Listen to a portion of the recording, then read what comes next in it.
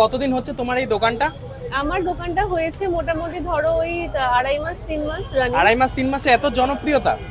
মন্তব্য যে ও আচ্ছা সে আবার কি আছে, ও তো প্লেনের, টু বি ভেরি অনেস্ট, সে তো প্লেনে ঝিগিরি করা।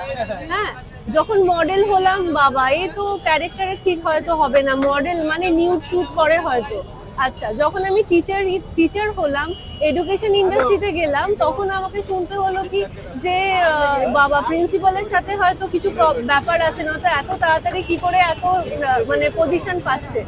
তারপর যখন চিন্তা করলাম যে সবকিছু ছেড়ে আমি নিজের একটা এম্পায়ার গঠন করব, আমি নিজে এগোবো, নিজের কিছু করব, তখন আমাকে বলা হচ্ছে চায়ের দোকান এইভাবে ছোট চা, তাহলে কোনো কাজই ছোট না, এটা কি করে মানে হলো, জাস্টিফাই হলো?